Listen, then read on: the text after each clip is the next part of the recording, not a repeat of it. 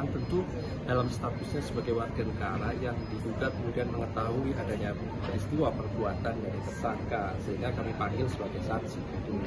Kami paham ya, bagaimana kemudian tugas pokok fungsi dari seorang penasihat hukum, seorang kuasa hukum, seorang pengacara ya terhadap kliennya, dan itu kan dilindungi oleh undang-undang karena advokat juga bagian dari justru karena dia penegak hukum semestinya memberikan contoh yang baik bagi masyarakat bahwa dia akan taat hukum, hadir ketika dipanggil sebagai saksi.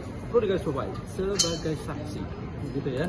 Artinya ada kewajiban hukum untuk hadir, bukan kemudian membentuk sebuah opini di luar seolah-olah dia kebal hukum dan lain-lain. Itu keliru besar. Karena tentu ketika kami memanggil seseorang sebagai saksi, ya pasti ada kaitannya dengan perkara yang kemudian perlu kami. Seorang saksi itu membantu tugas-tugas dari penyidik untuk membuat jelas dan terang dugaan perbuatan dari kasus. Dia membantu sesungguhnya. Makanya ada kewajiban. Ya. Karena itu kami berharap nanti kami akan panggil untuk yang kedua sebagai saksi. Dia kooperatif, hadir, menghormati proses yang sedang berjalan. Dia sebagai penegak hukum berilah contoh yang baik kepada masyarakat untuk hadir ya, sebagai saksi di depan tim penyidik, bukan membangun opini di luar. Karena itu menjadi contoh ya, bahwa ada kewajiban hukum seorang saksi.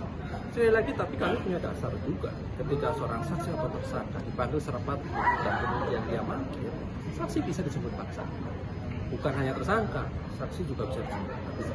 Itu ya, itu yang kemudian perlu kami sampaikan ke yang bersangkutan dan siapapun saksi yang lain untuk Oke? Ini dia malah kan si Alexis ini malah ngirim surat gitu. Iya.